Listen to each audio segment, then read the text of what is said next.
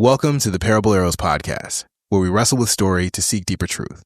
We believe that engaging with the art of the world can help us discern more of what God, as the true artist, is trying to reveal in the beauty of his story. Join us as we discuss movies, ideas, and practice engaging with art, God's word, our thoughts, and each other.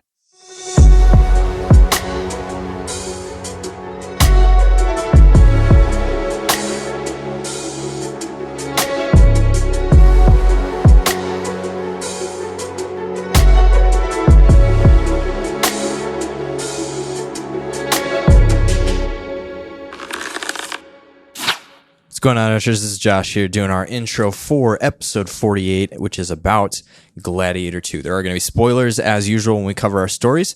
We're doing this intro because my guests, John and Greg, we just want to dive right into it, and we have a really awesome long conversation that you're going to enjoy. So here is our summary for Gladiator 2. Gladiator 2 picks up 16 years after the original, following a grown Lucius Verus Aurelius, who is secretly Maximus' son. Now living peacefully in Numidia, Lucius's life is shattered when Roman legions, led by General Cassius, invade, killing his wife and enslaving him. Driven by revenge, Lucius is brought before Maximus, a cunning former slave who runs a gladiatorial enterprise and plans to use Lucius in his scheme to seize power.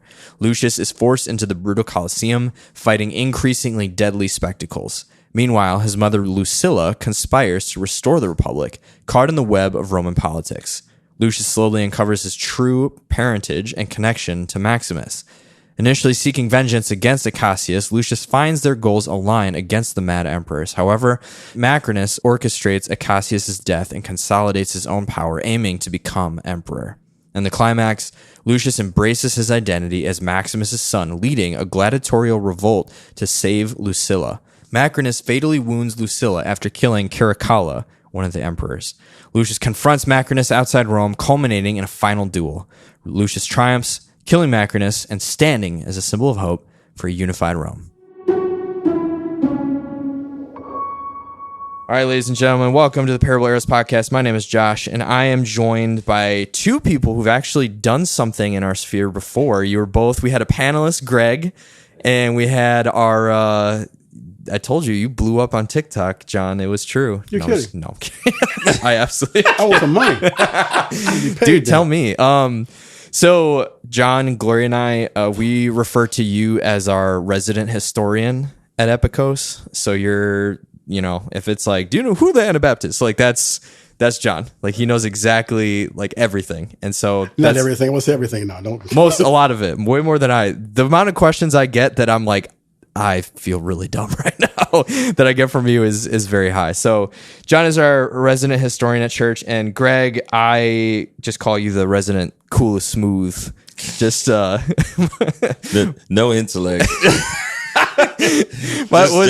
Cool. My co-host Femi, after he met you, he was like, man, Greg was probably all sorts of trouble. He's just too smooth. I was like, you're not wrong. Yeah, I had my problems. Yeah. So, no, but Greg is also a very godly influence and wise voice. And we've talked about movies and film, and I've done the same thing with John. So I'm really excited to dive into Gladiator 2 today. So first thing, when you guys watch this movie, so I'm kind of lumping the first and the second one in because I know there's a lot of crossover, but what was a core message that you think was being explored in Gladiator 2? And either one of you can start. I think that kind of got me was when the little boy was separated from his mother, and the man he had became before he was captured and made out of a slave. One thing too, and with Gladiator 1 and 2, it's kind of like you got to think about 1 in order to connect it with 2. And I'm looking at moving, trying to connect. Okay, this is what happened then. Okay, that was that from one thing too. So it was kind of difficult at times to kind of put the different things together from 1 and 2 for one thing though. But yeah. So what about, just to feed into that, the young Lucius, I think is his name, like his journey of, originally he's royalty, he's a prince, but then world chaos breaks out in Rome and everything's destabilized and he has to flee. And that sends him on a journey to become someone that he maybe wasn't originally going to become because of all that. So like, what do you think a meaning of that was in like getting to see his journey from beginning to end in this film? I'm not as smart as you, so you go ahead. I'm not smart. Yeah, I think along those lines, there were things, the word that kept jumping out of my mind as I watched that film is forgiveness. Mm-hmm. Either the lack thereof at one point in time, and then everything was about vengeance. So as I'm watching it, I'm just thinking about there were events that was happening to this child's life that he had no control over. Mm-hmm. And he had to pay a consequence behind that. I just kind of connect that to a lot of the challenges that we have, Mm-hmm. you know, what we struggle with. And he experienced trauma twice in his life, one thing too. He separated from his mother, Absolutely. and then he was captured and made a slave. And not to mention his wife got killed. Mm-hmm. Well, that's right, yeah. Yeah. So he watched his wife fall. So he dealt with a whole lot of trauma. He did. I forgot about that, yeah. So did his father. Yes. Yeah. Yeah. Yes. Maximus. Yep. I think for me, like something that is really interesting about the Gladiator movies, aside from the characters, is this idea of like peace being super fragile that I thought was really interesting. And so my thought, and I'm curious what you guys think of this, is that I think Lucius says something where it's like, my grandfather used to speak about a dream, but he would talk about it as if you had to whisper it, because if you talked about it too loud, it would break it. And it was like too whatever. And I feel like from a Christian worldview, like we're promised this redemption of the world, this restoration of all things, but it can feel like that peace or that ease. I mean, we're seeing it right now over the last, 20 years maybe? Probably since like 2001. I feel like with 9/11, that was like a big moment. But like the illusion of peace was just shattered. Right. And so it feels like we're trying to like reassemble it, but it's just like no matter what, it just keeps falling apart and moving away. But I'm curious what you guys think of that in terms of this movie and what that means maybe for us watching that play out, where you have a culture that's hedonistic and violent and loves entertainment and being distracted, and then peace being something that just in that environment can't grow. Don't you find it kind of odd that when you were watching that film, the more the people of Rome consider themselves intelligent, knowledgeable, smart, civil, the more barbaric they became? And it seems like that's what we're dealing with now in today's time, Good point. where we're feeling like we're so much more intellectual now. We have access to information with just our cell phones.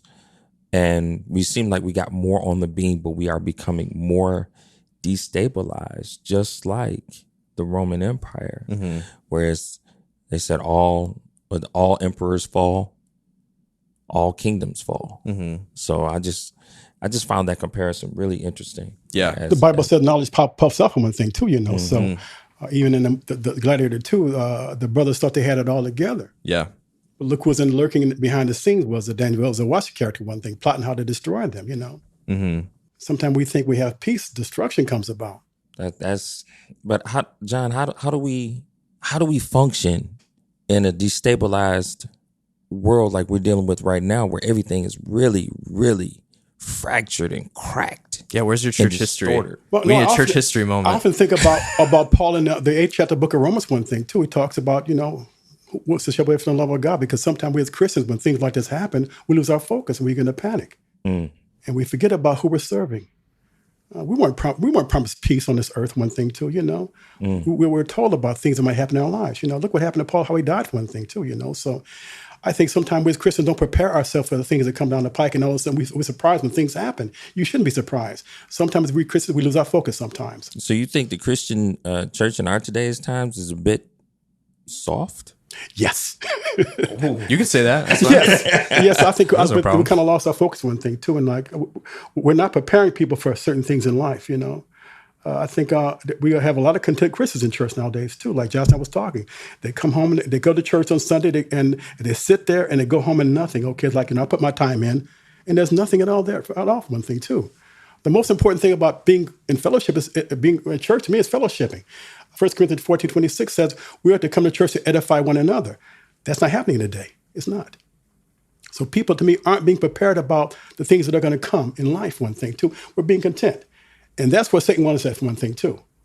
So also when things like the brothers, one thing, they were content. Didn't know that behind the scenes there was a so-called Satan character who was Denzel Washington, my guy for one thing too, that was really manipulating them. What's his name? Macrinus? Yeah, whatever his name. Yep, Macrinus. But sometimes I think we kind of take our eyes off the goal for one thing too, I think sometimes we're settling when it comes to us being honest. We want to be comfortable. We want to be rich, one thing too. And like the old saints used to say back in the day, this world's not my home.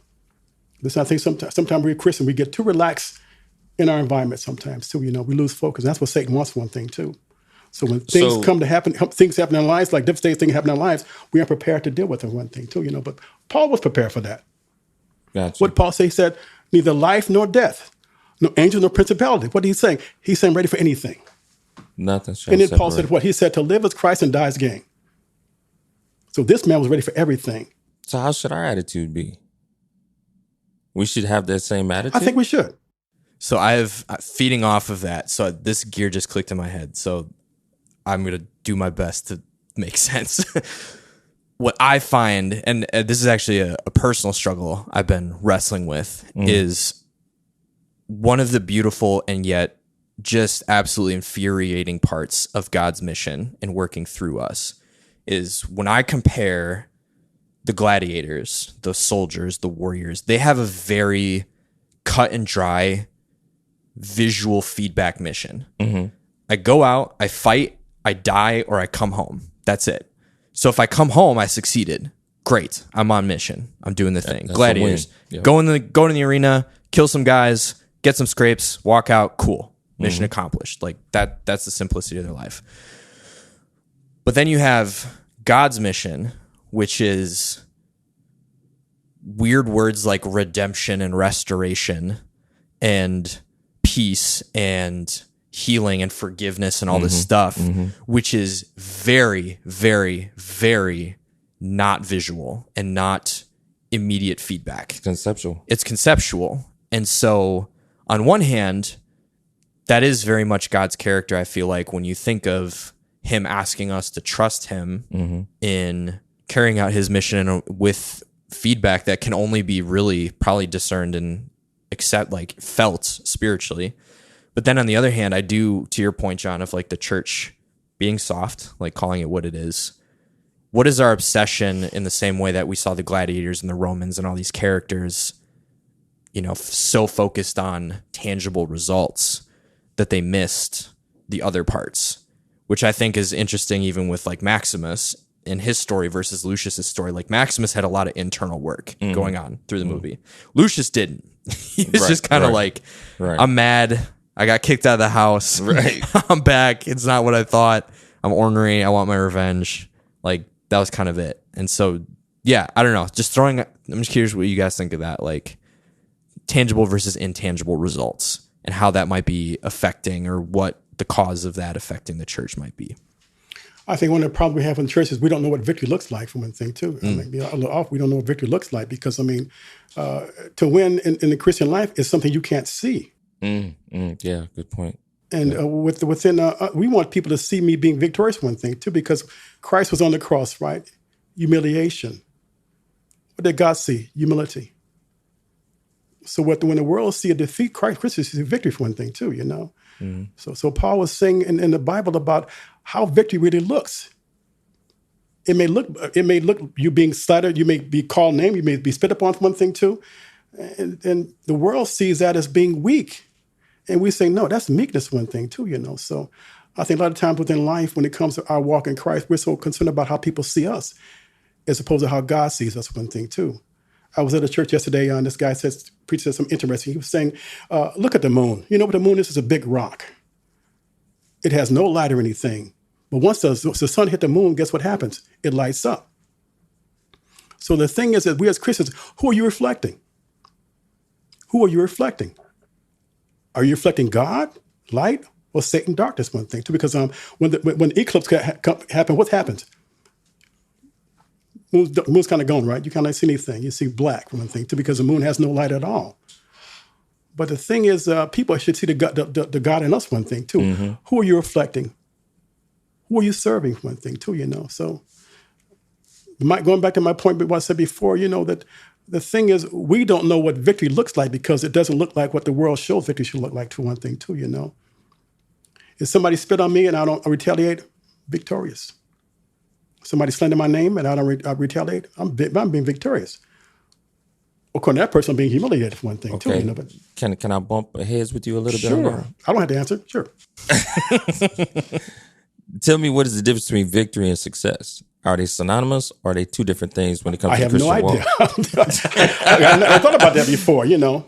Because I think when you explain that we look at victory different, I think it's, like I said, going back to the gladiators, it's a bit more surface level. What is our definition of success? How do we equate spiritual advancement with physical success? If you have the nice car, if you have the nice bank account, you got status, then you're successful. Therefore, you must be godly. Well, even with churches, I think more church plants, more church good point. iterations and different there you go. It's very warrior mentality more than like, you know, I even think of your example, John, of the extreme of like, well, if someone spits on me, if someone calls me names, like that's a victory, like data point. Just put it in a weird way. But sorry, not to cut you off, Greg. Keep going. No. Finish your point. Well, because I have another question from what you said, though, because I think I'm caught in this mode of like, okay, it's really easy for us with, you know, think again, the gladiators, the guy's alive, the guy's dead. Right. Like there's 2 points. Either or. Yeah. And I think in Christianity, we can have that same thing. Like I grew up very much, especially pre-college, in the like, you know, you're going to have professors talking about God's not real and, you know, like that's going to be a blessing and like that's like cool, awesome. But I don't know what victory or success feels like or should look like, or if I'm moving forward in the moments when it's just kind of mundane.